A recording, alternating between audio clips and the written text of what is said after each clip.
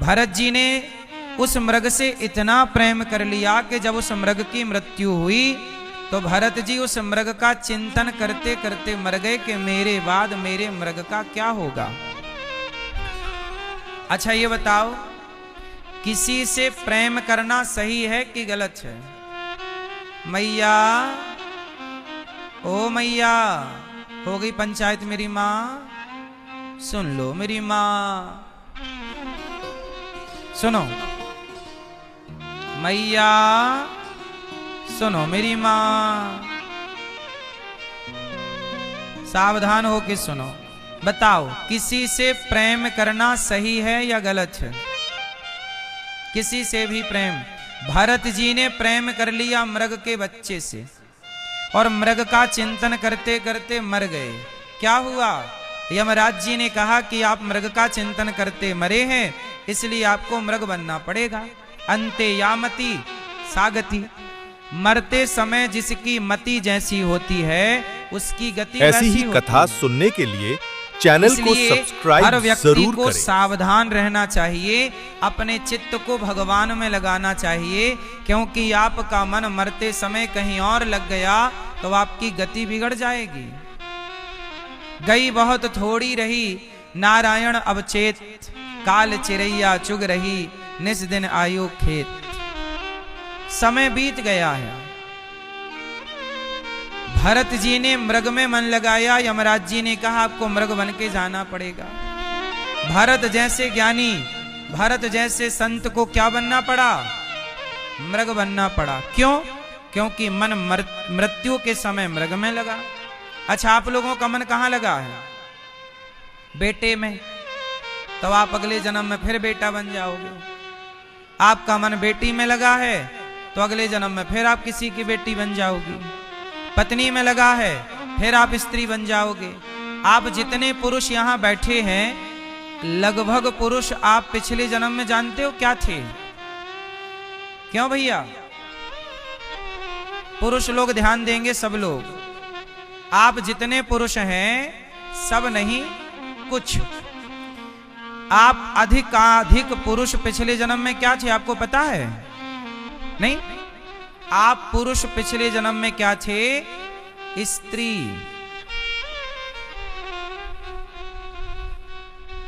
क्या थे आप? जब आप स्त्री थी पिछले जन्म में, तो आपकी जब मृत्यु हुई तो आपने अपने पति का चिंतन किया, मेरे पति का क्या होगा, मेरे पति का। पुरुष का चिंतन करते जब आप मरे तो पुरुष का चिंतन करने से आप पुरुष बन गए। और ये जितनी महिलाएं हैं, आप सब पिछले जन्म में क्या थीं? पुरुष। आप अपनी स्त्री की चिंता करते करते मरे कि मेरी घरवाली का क्या होगा, घरवाली का क्या। लो, अब घरवाली बन के बैठी हो। यही चक्र है, पुनरपि जननम पुनरपि मरणम पुनरपि जननी जठरे ऐसी ही शयनम। कथा सुनने के इसलिए लिए चैनल को सब्सक्राइब जरूर करें। गोविंदम भज मूढ़ मते। एक बात बताओ, कबीरदास जी ने एक दोहा गाया। कबीरदास जी ने कहा, चलती चक्की देख कर दिया कबीरा रोए, दो पाटन के बीच में साबुत बचा न कोई। चक्की चल, कबीरदास जी गा रहे हैं कि चलती चक्की देख कर दिया कबीरा रोए। चक्की चल रही है तो कबीरदास जी रो रहे हैं। बताओ कौन सी चक्की को देखकर कबीर जी रो रहे हैं? मैया, ओ पीली मैया, कौन सी चक्की देखकर कबीर जी रो रहे हैं? जन्म और मृत्यु की चक्की। कौन सी चक्की? जन्म और मृत्यु की चक्की जब चली तो दिया कबीरा रोए, क्योंकि दो पाटन के बीच में साबुत बचाना। जन्म और मृत्यु के बीच में सब पिस रहे हैं, कोई साबुत बच ही नहीं रहा है, सब पिस रहे हैं। जन्म हुआ फिर मर गए, जन्म हुआ फिर मर गए, जन्म हुआ। तब कबीर जी के मुंह बोले बेटे ने कहा कि पिताजी, चलती चक्की चलने दे, पिस पिस आटा होए, और कीले माही जो रहे सो बाल न बांका होए। चक्की चलती है पर बीच में एक कील होती है, उस कील में जो दाना फंस जाता है वो पिसने से बच जाता है। उसी तरह सबको जन्म मृत्यु के चक्कर में पड़कर मरना पड़ता है, लेकिन जो एक कील के पास मतलब एक भगवान की शरण में चला जाता है वह मोक्ष पा लेता है और जन्म मृत्यु से बच जाता है। मानव जीवन मिला है किसके लिए? जन्म मृत्यु से बचने के लिए। आप में से कितने लोग जन्म मृत्यु के चक्र से बचना चाहते हैं? चाहते हैं तो हाथ उठा के बताओ। चाहते हैं बचना कि फिर आओगे संसार में, फिर जाओगे, फिर आओगे। करोड़ों बार आप लोग जन्म ले चुके, आप लोगों की मृत्यु ना करोड़ों बार हो चुकी। करोड़ों बार आप मर गए, फिर जन्म लिया, फिर मर गए, ये चल रहा है आपके साथ। अभी मौका है। भरत जी जैसे ज्ञानी ने मृग में मन लगाया तो फिर मृग बन गए कि नहीं? फिर 84 लाख योनियों में चले गए कि नहीं? इसका अर्थ है कि ये मानव शरीर जो है अंतिम सीढ़ी है। इस शरीर से यदि मन को भगवान में लगा दिया जाए, अच्छे कार्यों से अपने आप को जोड़ दिया जाए, तो आप जन्म और मृत्यु के चक्र से भी बच सकते हैं। ये शरीर बड़ा अनमोल है। इसलिए कहता हूं कि अपने मन को जगत ऐसी से ही हटाओ कथा सुनने के और लिए भगवान चैनल को जगन्नाथ जी में सब्सक्राइब लगाओ, जरूर भगवान करें। कृष्ण में लगाओ। भरत जी मृग बने और मृग का शरीर त्याग दिया। तीसरे जन्म में उन्हें मनुष्य का शरीर मिला। चूंकि बड़े विद्वान थे पर मूर्खों की तरह व्यवहार करते, इसलिए उनका नाम पड़ा जड़ भरत। क्या नाम पड़ा भरत जी का? उन्होंने एक राजा थे रहुगण, वो सत्संग करने जा रहे थे गंगा सागर कपिल देव जी के पास। तभी रास्ते में कहार बीमार पड़ गया तो भरत जी को अपनी पालकी में कहार बना करके लगा लिया।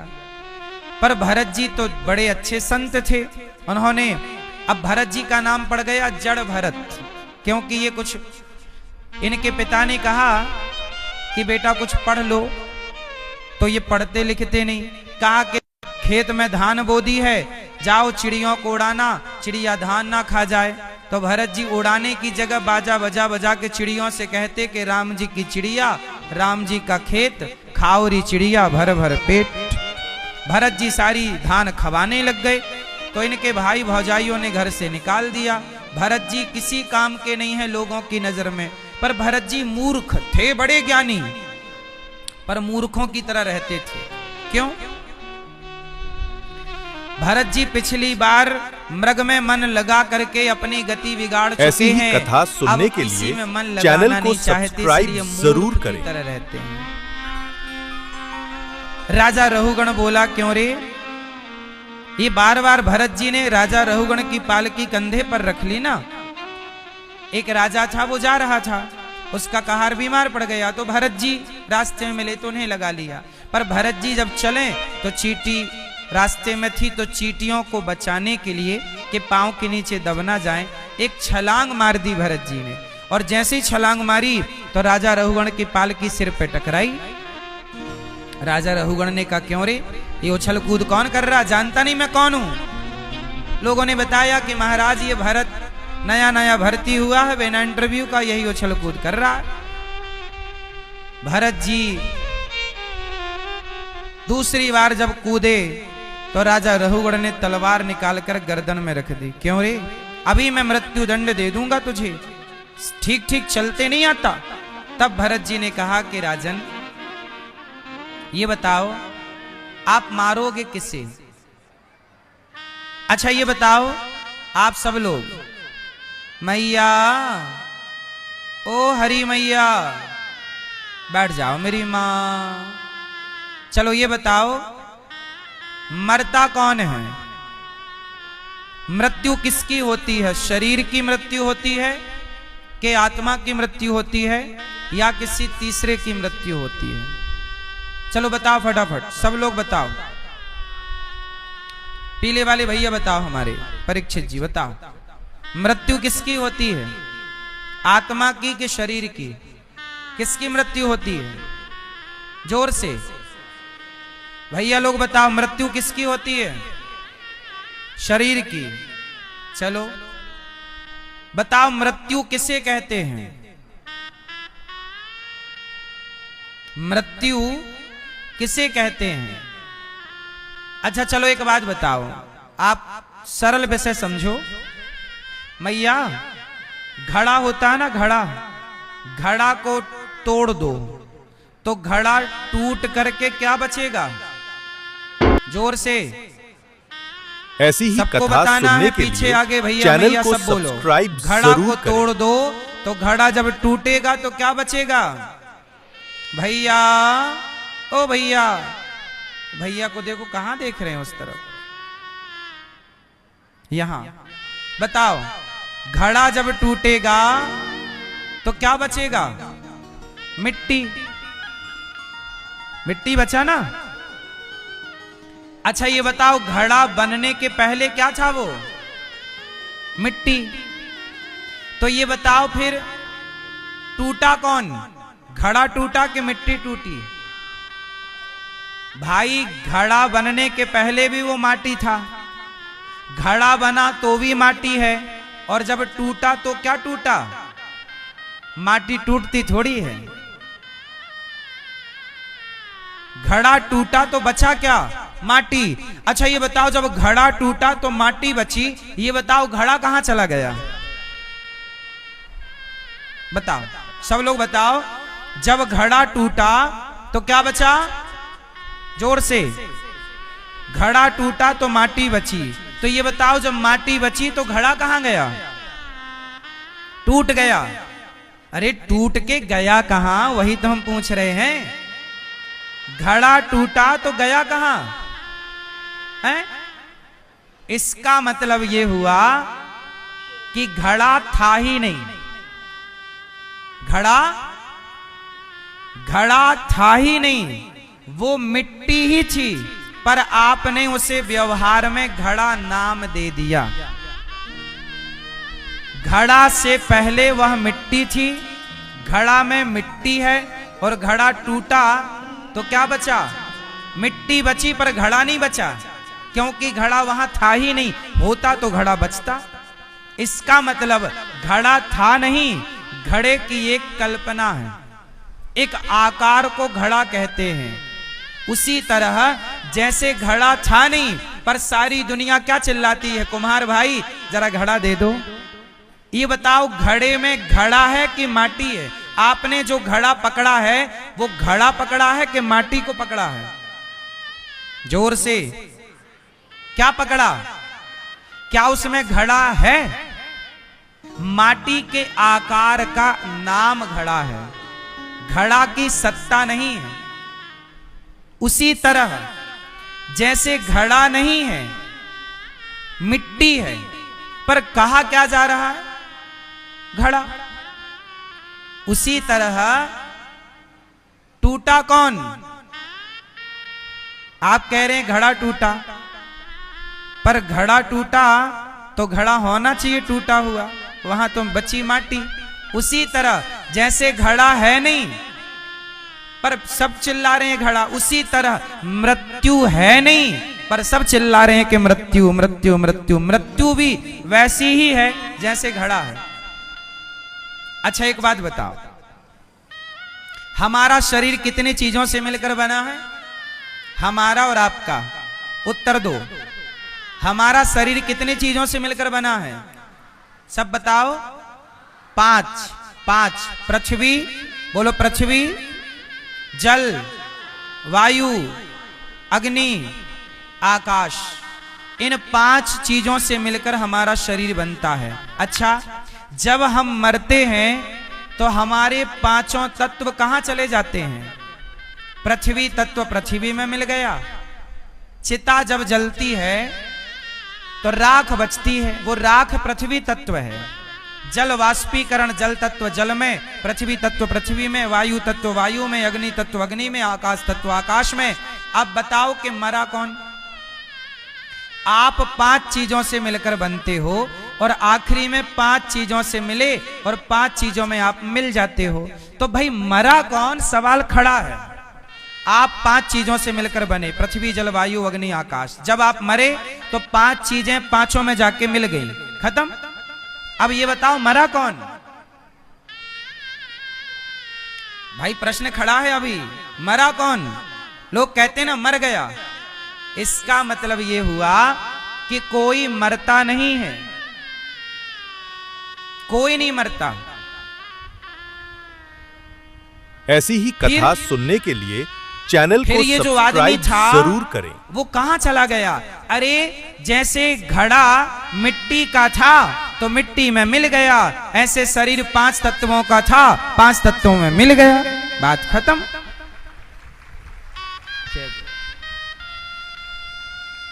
हमारे पूज्य गुरुदेव भगवान वृंदावन से पधारे, जिन्होंने हमें वेद पढ़ाया।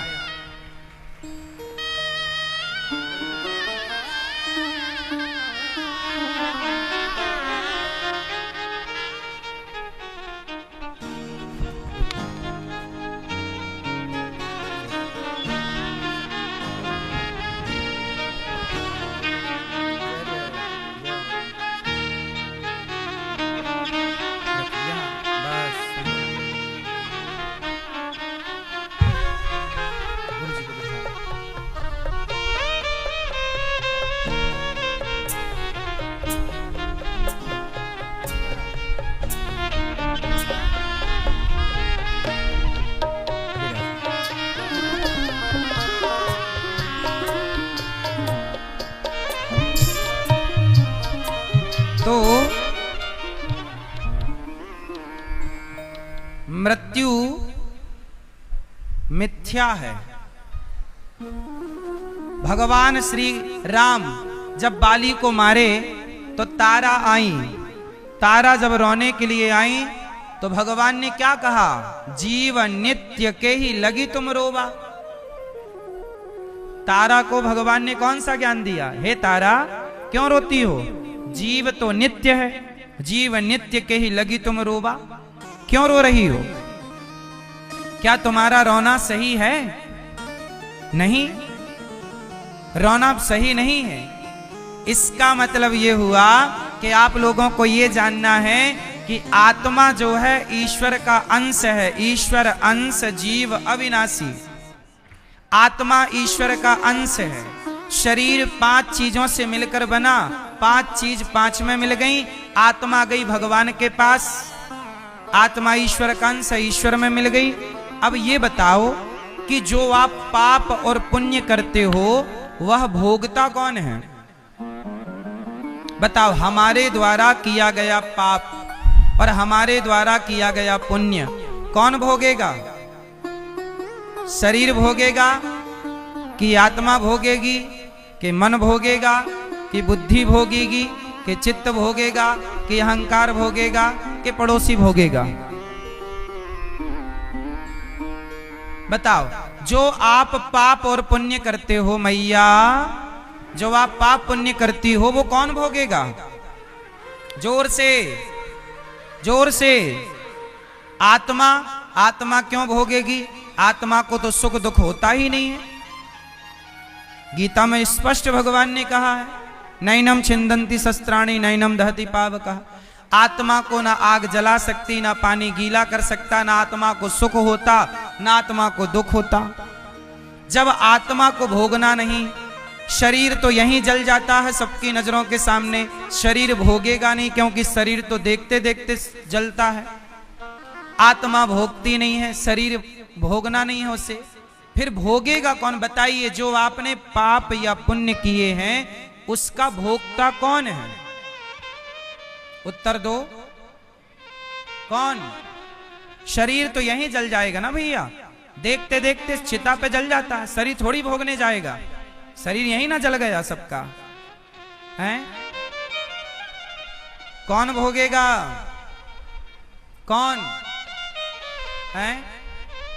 सुनो, हमारे पास कितने शरीर होते हैं पहले ये जानो। कितने आप लोगों के पास शरीर कितने हैं? जोर से, कितने शरीर हैं आप लोगों के पास? पीछे वाले भैया, दाढ़ी वाले भैया और मूंछों वाले, ध्यान से सुनो प्रभु। हाँ, मैया ओ हरी पीली नीली गुलाबी बैठो मेरी माँ। हमारा शरीर ऐसी ही हमारे कथा पास कितने सुनने हैं? के लिए भैया कितने शरीर चैनल हैं को आपके पास? सब्सक्राइब जरूर करें। हम सबके पास 3 शरीर होते हैं। कितने शरीर? पहला शरीर ये होता है स्थूल शरीर, दूसरा शरीर होता है सूक्ष्म शरीर। सूक्ष्म शरीर कौन सा? जिस शरीर से आपने कभी सपना देखा? सपने में तो आप बिस्तर पर थे, पर सपने में आप हरिद्वार चले गए, तो जो हरिद्वार गया वो कौन था? स्वप्न का दृष्टा कौन है? स्वप्न कौन देखता है? आप तो बिस्तर में सोए थे ना घर में, पर एक शरीर और था। आप बोले आज मैंने सपने में वृंदावन देखा, मैंने हरिद्वार देखा, मैंने अयोध्या देखी, तो आप तो बिस्तर पर थे ना। फिर ये हरिद्वार कौन चला गया? उसी का नाम है सूक्ष्म शरीर। फिर तीसरा शरीर और है जिसे कारण शरीर कहते हैं। कारण मतलब किस कारण से मैं मनुष्य बना, किस कारण से ये कुत्ता बना। यदि कुत्ता है तो निश्चित उस कुत्ते के पीछे कुत्ता बनने का कारण जरूर होगा। गधा है तो गधा क्यों बना, वो कारण जरूर होगा। बिल्ली है तो आप स्त्री बनी तो कारण जरूर होगा कि आप स्त्री क्यों बनी। तो वो कारण को कारण शरीर कहते हैं। तो कारण शरीर 1, सूक्ष्म शरीर 2 और स्थूल शरीर 3 शरीर होते हैं हमारे पास। बात समझ में आई कि नहीं? अब सुनो, जब हम मरते हैं तो हमारा स्थूल शरीर चिता पे जलता है, ये शरीर चिता पर जल के समाप्त होगा, लेकिन सूक्ष्म शरीर कभी नहीं जलता। सूक्ष्म शरीर 4 चीजों से मिलकर बनता है। स्थूल शरीर 5 चीजों से मिलकर बना, पृथ्वी जल वायु अग्नि आकाश। पर सूक्ष्म शरीर कितनी चीजों से मिलकर बना? 4। कौन कौन सी 4? मन, बुद्धि, चित्त, अहंकार। ये अंतःकरण चतुष्टय को ही सूक्ष्म शरीर कहते हैं। ये 4 हैं। कबीर जी क्या कहते हैं? माया मरी ना मन मरा, मर मर गया शरीर, आशा तृष्णा ना मरी, कह गए दास कबीर। ये जो सूक्ष्म शरीर है, हमारा मन कभी नहीं मरता। ना तो मन मरता है, ना तो मन का पेट भरता है। ना ये भराऊ है, ना ये मराऊ है। ना मरता ना भरता। ये परेशान करता। इसीलिए कहता हूं कि मन को भगवान की ओर मोड़ दो, कंट्रोल हो जाएगा। तो हमारा जो सूक्ष्म शरीर है वही यमदूत आते हैं ना, किसे पकड़ कर ले जाते हैं? उसी सूक्ष्म शरीर को पकड़ कर ले जाते हैं। और यमराज जी जब ले जाते हैं तो ऊपर हिसाब होता है आपका। आपने कितने पाप किए, कितना पुण्य किया, ईश्वर के यहां सब रिकॉर्ड है। एक एक दिन का, एक एक सांसों का, एक एक मेरे मालिक की दुकान में सब लोगों का खाता। किसी को कौड़ी कम नहीं देता, किसी को दमड़ी ज्यादा, समझदार तो चुप रह जाता, मूर्ख शोर मचाता मेरे मालिक की दुकान में। क्या राजा क्या संत गृहस्थी, क्या राजा क्या रानी, प्रभु की पुस्तक में लिखी है सबकी कर्म कहानी। वो ही सबके हिसाब लगाता, वो ही सबके जीवन बनाता, वही सब बनाता है, वही हिसाब लगाता है। आपने जो पाप किया वो अलग किया जाएगा। जैसे आप लोग फसल आने पर छानते हो कि नहीं? क्यों मेरी माँ? माटी माटी फसल की अलग करती हो, दाने अलग करती हो। अभी गेहूं को आपने क्या किया? साफ सफाई की कि नहीं गेहूं की? माटी अलग, कंकड़ अलग और उसका दाना अलग। उसी तरह आपके पाप अलग किए जाते हैं, पुण्य अलग किए जाते हैं। अच्छा ये बताओ, जब आपके पाप पुण्य अलग अलग किए जाएंगे तो आप लोगों के पाप ज्यादा होंगे कि पुण्य? आपको क्या लगता है? क्या अनुमान है आपका? आपके पाप ज्यादा होंगे कि पुण्य? सुनो, आपके पाप ज्यादा हैं कि पुण्य, ये कोई दूसरा नहीं जान सकता। आपके पाप पुण्य को केवल आप ही जान सकते हैं कि आप कितने बड़े पापी और पुण्यात्मा हैं। कोई नहीं जान सकता कि आपके पाप कितने हैं और आपके पुण्य कितने हैं। बताओ, आपके पाप ज्यादा हैं कि पुण्य? उत्तर दो। ये हिसाब हम नहीं मांग रहे हैं, ये तो यमराज जी मांगेंगे ना। तो देना पड़ेगा, तो अभ्यास कर लो। देने लेने का अभ्यास बना रहे तो बाद में इजी रहेगा, आसान रहेगा। बताओ आपके पाप ज्यादा होंगे कि पुण्य? जोर से, ए मैया क्या ज्यादा है? जोर से। तो काहे पाप कर रही हो? पाप ज्यादा काहे बढ़ाए जा रही हो? पाप की गठरी बड़ी वजनदार है। पाप जब पता है कि पाप ज्यादा है तो उसे कम करो ना, पुण्य बढ़ाओ। पाप क्यों किए जा रही हो मेरी माँ? पीली मैया आपके क्या ज्यादा है, पाप की पुण्य? क्या पुण्य? ये मैया ने बयान बदल लिए, पापी से पुण्यात्मा हो गई तुरंत।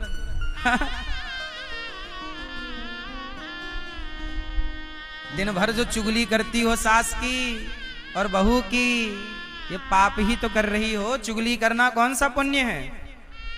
दिन भर सुनती हो बुराइयां, दिन भर बोलती हो उल्टा सीधा, ये पाप ही है। सुनना भी पाप है, गलत। सही सुनना, भागवत सुन रहे हो आप, पुण्य है। पर आप किसी की निंदा सुनो, पाप है।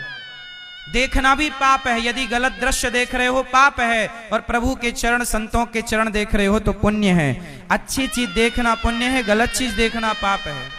अच्छी चीज बोलना, अच्छी बात बोलना पुण्य है, गलत चीज बोलना। अब मैं यहां से आपको गाली देने लग जाऊं, आपका दिल दुखने लग जाएगा। आपका दिल दुखाना भी तो पाप है ना? बोलो हाँ, हाँ या ना? फिर इसलिए बोलो, यदि पहले तुम तौलो फिर मुख को खोला करना। पुष्प नहीं बन सकते हो तो कांटे बनकर मत रहना। बोलने के पहले भी अपने शब्दों को तराजू में तौल लेना चाहिए कि हमारे शब्दों में वजन कितना है। सस्ते शब्द नहीं बोलने चाहिए, थोड़ा महंगे शब्दों का प्रयोग करना चाहिए, क्योंकि वाणी में बड़ी जान होती है। कहते हैं शब्दों में बड़ी जान होती है। अरे शब्द कभी नहीं मरते। बताओ, शब्द मरते हैं? दुर्योधन का कहा आज भी जिंदा है। दुर्योधन ने कहा द्रौपदी आजा मेरी जांघों पर बैठ जा, आज भी उसके शब्द आकाश में ब्रह्मांड में जीवित हैं। कर्ण ने कहा कि द्रौपदी तेरे तो 5 पति हैं, छठा मुझे बना ले, ये तो वैश्या के लक्षण है। इन शब्दों का प्रयोग कर लिया तो कर्ण तो गए पर शब्द जिंदा है। भगवान श्री कृष्ण के वो शब्द जो गीता के लिए कहे गए, भगवान के वो गीता वाले शब्द भी जीवित हैं, आज भी लिखित में हैं। और दुर्योधन के शब्द भी जीवित हैं, कर्ण के शब्द भी जीवित हैं, रावण के शब्द भी जीवित हैं। आदमी मरता है, शब्द थोड़ी मरते हैं। इसलिए आपने कह दिया, आपके पड़ोसी ने, आपकी सास ने एक बार कुछ कह दिया, अब वो सारी जिंदगी याद रहेगा। बहू ने कह दिया, वो सदा याद रहेगा। इसलिए कहता हूं, शब्दों में बड़ी जान होती है। इन्हीं से आरती, अरदास और अजान होती है। यही समुद्र के वो मोती हैं जिससे इंसानों को पहचान होती है। आपकी पहचान किससे होगी? आपके शब्दों से। आपके शब्द अच्छे हैं तो आप अच्छे हैं, आपके शब्द बुरे हैं आप बुरे हैं। आपकी कोई कीमत नहीं है। आपके शब्द आपकी कीमत घटाएंगे या बढ़ाएंगे। हमारे यहाँ कहावत कहते हैं कि बातन हाथी पाइए और बातन हाथी लात। बातों के बल पर हाथी दान में मिल जाता है। आपकी बातें अच्छी हों तो हाथी दान में मिल जाएगा, और बातें खराब हो जाएं तो हाथी के पांव के नीचे दबा के मार दिया जाता था राजाओं के टाइम पर। तो बातन हाथी पाइए और बातन हाथी लात। इसलिए सब कुछ ऐसे कुछ भी ना बोला करो। तो आपसे हम कह ये रहे थे कि आपका जो सूक्ष्म शरीर है यमराज ले जाएंगे, और आपका पाप अलग पुण्य अलग। यदि पाप ज्यादा हो गए आपके माना की, जैसे 5 किलो पाप है आपके, तो 5 किलो पापों को भोगने के लिए ना आपको 84 लाख योनियों में डाला जाएगा। कुत्ता बनाया, बिल्ली बनाया, चमगादड़ बनाया। ये सब बनने के बाद जब 5 किलो पाप भोग लोगे, तब आपने कुछ 100 ग्राम 200 ग्राम पुण्य किया होगा सारी जिंदगी में। वो पुण्यों के बल पर यमराज जी कहेंगे कि भैया ये पुण्य बचे हैं, अब जाओ फिर मनुष्य का शरीर लो और अब अच्छे कर्म करके आना। इतने अच्छे कर्म तो कर लो कि कम से कम मोक्ष ना होए भैया, तो स्वर्ग तो चले जाओ। अच्छा बताओ, स्वर्ग जाने के लिए कितने पुण्य चाहिए? पास होने के लिए 33 नंबर चाहिए। और डिवीजन के लिए खासे नंबर ऐसी ही चाहिए। कथा सुनने तो के कम लिए से कम 33 चैनल को नंबर तो ले आओ सब्सक्राइब जरूर पुण्य के, करें। तो स्वर्ग मिल जाएगा कुछ दिनों के लिए। देख लेना वहां अप्सराओं को थोड़ा, तुम भी। स्वर्ग जाना है किसी को? क्यों? भैया बताएंगे हमारे मूंछों वाले, सफेद मूंछों। बताओ आपको स्वर्ग जाना है? आपसे पूछ रहे हैं। हाँ, स्वर्ग जाना है कि बैकुंठ जाना है? हैं? स्वर्ग ना जाना, स्वर्ग जाओगे तो बड़े नुकसान में रहोगे। स्वर्ग में जाके क्या करना? वहां अप्सराएं नाच रही हैं, देखो। ये सब देखने के लिए भक्ति की है कि देखेंगे वहां। स्वर्ग नहीं चलना अपने को चलना है तो बजट थोड़ा बनाओ, अच्छे पुण्य करो, मोक्ष पाओगे तो बैकुंठ पाओगे। अच्छा, मोक्ष पाने के लिए क्या करना पड़ता है? क्या करना? मोक्ष किस किस को चाहिए? भगवान किस किस को चाहिए? बैकुंठ किस किस को चाहिए? उत्तर दो। चाहिए? उपाय सुनो। बैकुंठ चाहिए तो एक काम कर लो। क्या भगवान कृष्ण गीता में यही कहते हैं? बैकुंठ चाहिए तो क्या करना? भगवान कहते हैं सर्वधर्मान परित्यज्य मामेकम, एक मेरी शरण में अर्जुन आ। हे अर्जुन, तू मेरी शरण में आ। देखो, विभीषण पापी था लेकिन राम की शरण में आए। ये विभीषण कौन है? लात खाके ना आए राम जी के पास। बोलो हाँ। रावण ने क्या मारा? लात मार के जब निकाला, विभीषण को लात मार के ना निकाला भाई ने, लात मार के निकाला। और जब राम की शरण में आए तो राम जी ने लात खाने वाले को लंका का राजा बना दिया। कह लंकेश, लंकेश कह के बुलाया। जो संपत्ति से राव नहीं दीन दिए दसमात, सोई संपत्ति विभीषण नहीं सकुच दीन रघुनाथ। लात खाने वाले विभीषण को लंका का राजा बना दिया। शरण में गए ना, लंकापति बन गए। ऐसे ही है, शरण में नहीं जाओगे तो लातें बातें मिलती रहेंगी, और शरण में जाओगे तो राजा बना के रखेंगे भगवान आपको। शरण में जाओ। एक और है सुग्रीव भैया, ये भी अपने भाई से खूब लातें खाए हैं, खूब पिटे हैं। जब पिट पिट के इनका जी भर गया तब वो हनुमान जी के कहने से शरण में आए, और शरण में आने पर भी इन्हें विश्वास नहीं हुआ राम जी पर। राम जी की परीक्षा ले रहे हैं कि पहले पेड़ों पर बाण चला के 7 पेड़ गिराओ, तब हम मानेंगे कि आप हमारे भैया को मार सकते हो। वो तो हनुमान जी बीच में है, वरना ये सुग्रीव कोई दोस्त बनने के योग छोड़ी है भगवान के।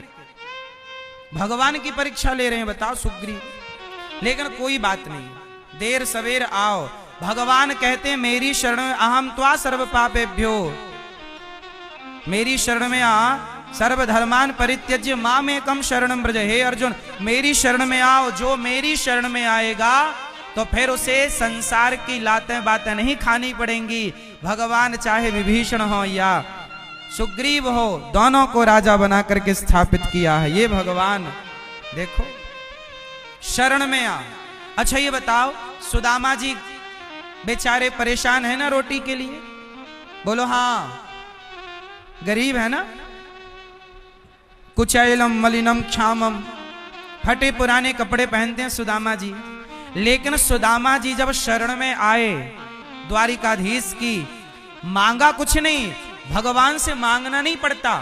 आप कहो भगवान ये दे दो, ये दे दो, ये भिखमंगों की बातें हैं। भगवान से मांगो मत, केवल शरण में चले जाओ। भगवान तो अपने भक्त को देखते ही समझ जाते हैं कि मेरे भक्त को कब किस चीज की जरूरत है। सुदामा जी आए, बना दिया कि नहीं? ठाट वाट बना दिए मस्त। बोलो हाँ कि ना? तो चलो बताओ, आप में से कितने लोग अब भगवान की शरण में रहेंगे? बताओ हाथ उठा के, किसकी शरण में रहोगे? जोर से। अभी तक किसकी शरण में थे? हाँ, अभी तक कुछ लोग शराब की शरण में हैं, शराब पीते हैं, सवेरे शाम जाके ठेके पे खड़े हैं। तो कुछ लोग सिगरेट की शरण में है, दिन रात सिगरेट पीते हैं। तो कुछ लोग बीड़ी तंबाकू की शरण में, बिना तंबाकू के जी नहीं लगता।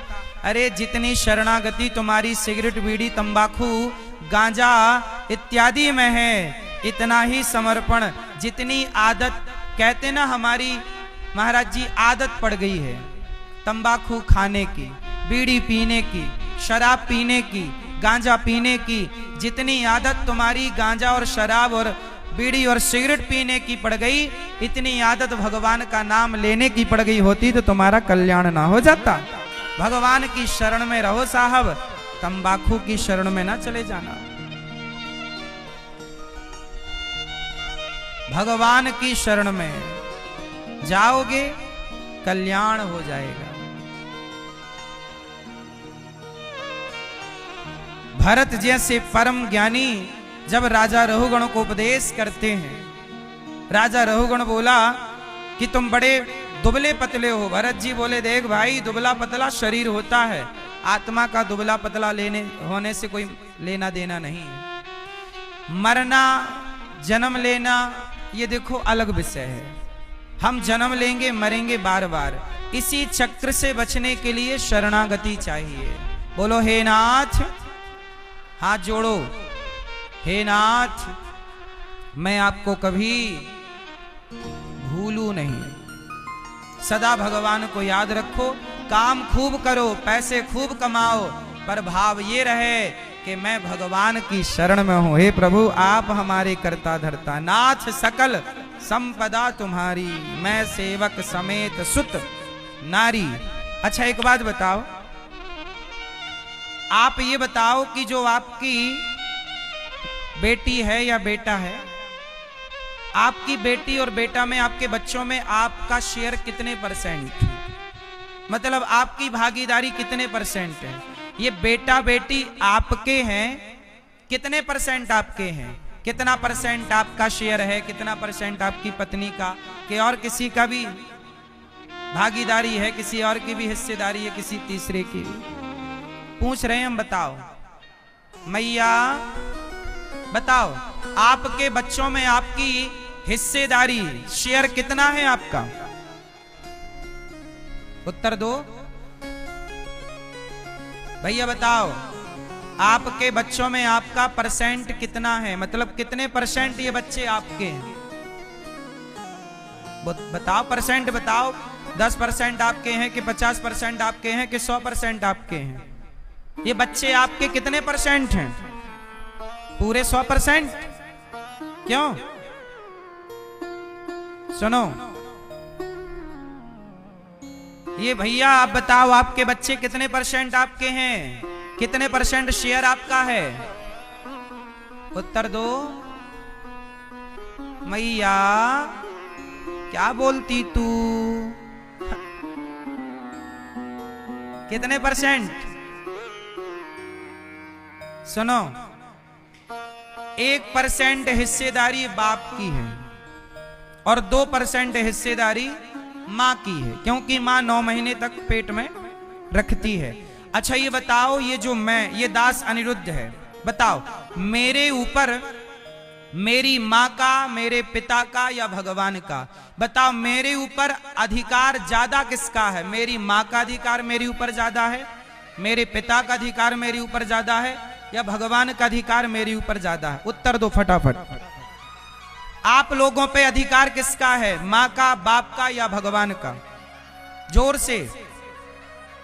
मां बाप का अधिकार केवल 3%, एक मां का, एक पिता का, 2 मां का। 97% अधिकार किसका है मुझ पर? जोर से। क्यों? क्यों? क्योंकि मां और पिता के द्वारा मेरा जन्म हुआ, ऐसा आप लोग कहते हो। अच्छा ये बताओ, मां बाप के द्वारा यदि बच्चे का जन्म होता तो फिर हर स्त्री मां बनती ना? फिर मां बाप तो फिर हर वो कार्य कर ही रहे हैं जिससे बच्चा पैदा होना है, फिर सबको बच्चा होता। इसका मतलब ये है कि मां बाप के बाद भी किसी की जरूरत है, और वो जरूरत किसकी है?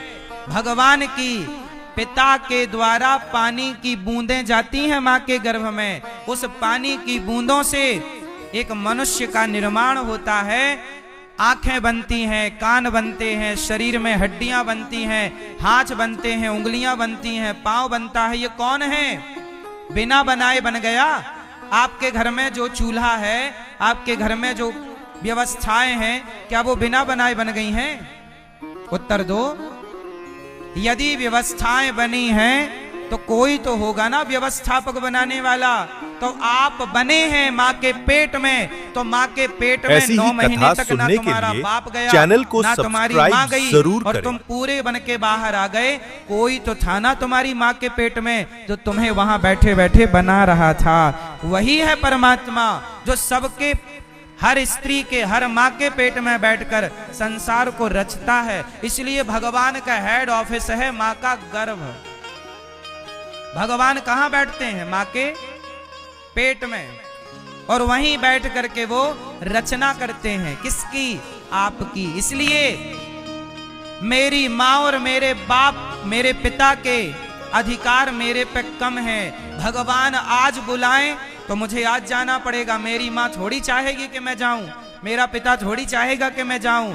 मतलब मेरे माँ बाप का कोई भागीदारी नहीं है। भगवान बुलाएंगे तो मुझे जाना पड़ेगा। वो बिठाए हैं तो मैं बैठा हूं, वो बुलवा रहे हैं तो मैं बोल रहा हूं। वो आज गूंगा बना दें तो मैं बोल ना पाऊं, वो आज लंगड़ा बना दें मैं चल ना पाऊं। इसका मतलब जो है कि मैं यदि आपके बीच में कुछ कह रहा हूं तो माँ बाप की मर्जी से नहीं, ईश्वर की प्रेरणा से ना कह रहा हूं। आप चल रहे हैं तो किसकी मर्जी से?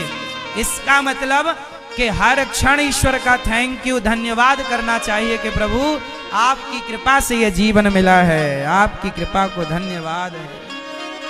कितने लोग मेरी बात से सहमत हैं कि ईश्वर की मर्जी से हम हर कार्य करते हैं, ईश्वर की कृपा से हम हर कार्य करते हैं, तो हम पर किसका अधिकार ज्यादा है? इसलिए कोई आए कोई जाए परेशान ना हुआ करो। मैं आया हूं इस संसार में तो जाऊंगा भी, ये सत्य है। मरना भी मुझे पड़ेगा। अब इसमें कोई रोए कि देखो मर गए। अरे भैया, ईश्वर ने मुझे भेजा था कि जाओ अनिरुद्ध ये काम करो, मैं ये काम किया, और जब भगवान को लगेगा कि काम पूरा हो गया चलो वापस आओ। ऐसे ही आपको भी किसी काम के लिए भेजा है, काम पूरा होगा आपको भी जाना पड़ेगा। इसलिए कोई जाए तो रोया ना करो, क्योंकि परमात्मा ही आपको भेजते हैं, परमात्मा ही आपको बुलाते हैं। उन्हीं के घर से आए हो, उन्हीं के घर जाना है। ये सत्य है कि असत्य है? जो हम ये बता रहे हैं ये सही है कि गलत है? कितने लोगों को ये सही लग रहा है? ये सही है? हम किसकी प्रॉपर्टी है? जोर से। ईश्वर की अमानत है, इसलिए ईश्वर का रोज धन्यवाद दो। बोलो हे नाथ, आपने आंखें दी, कान दिए, जीवन दिया, शरीर दिया, व्यापार दिया, परिवार दिया, तो बोलो हे नाथ, ये व्यापार परिवार जो आपने दिया सब कुछ आपके चरणों में समर्पित करते हैं। भगवान को सौंप दो। जो ईश्वर ने दिया सब कुछ भगवान को, तुम्हें सौंपता हूं अमानत तुम्हारी। सब ईश्वर का है ना, सौंप दो सब। हे प्रभु सब आप संभालो, हम निश्चिंत रहें। कभी किसी बात का घमंड ना हो कि ये मेरा है, ये मेरा नहीं, ये बेटा मेरा नहीं, मेरा अधिकार कितना है। ये संपत्ति ईश्वर की। प्रभु आप जानो आपका। हमारे गुरुजी आए हैं, साथ में हमारे बड़वारा से विधायक जी धीरेन्द्र से हैं, धीरू भैया जी आए हैं। आपका बहुत बहुत स्वागत। हमारे विधायक जी जो धीरेन्द्र सिंह जी आए हैं, बहुत बहुत स्वागत, वंदन आपका। अब हमारे पूज्य गुरुदेव भगवान दंडी आश्रम में हमारे पूज्य गुरुजी पढ़ाते हैं, और हमें भी गुरुजी ने पढ़ा लिखा करके इस लायक बनाया कि आपके बीच में दो शब्द कहने की योग्यता दी गुरुजी ने। हमारे पूज्य गुरुजी के चरणों में दास अनिरुद्ध कोटि कोटि बारंबार नमन करता है, दंडवत प्रणाम करता है, और गुरुजी के चरणों की रज अपने माथे पर लगाता हुआ गुरुजी को प्रणाम करता हुआ गुरुजी के चरणों में निवेदन दास का कि गुरुजी हम सब पतितों को अपनी वाणी से पावन करें। यहाँ आ जाओ। राधे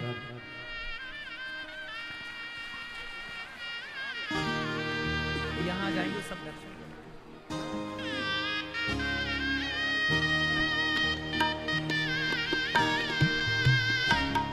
हरि ओम नमोस्तु रामाय स लक्ष्मणाय देव्यै च तस्यै जनकात्मजायै नमोस्तु रुद्रेन्द्रयमानिलेभ्यो नमोस्तु चन्द्रार्कमरुद्गणेभ्यः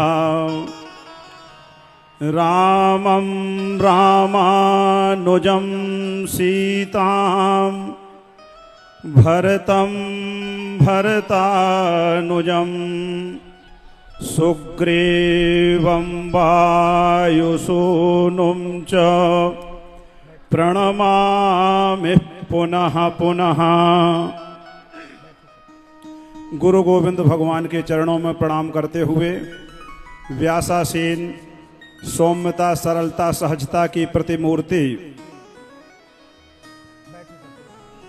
वसुंधरा रत्न डॉक्टर श्री अनिरुद्धाचार्य जी महाराज, उपस्थित परम विद्वान परम मनीषी श्री देवराज मिश्र जी महाराज,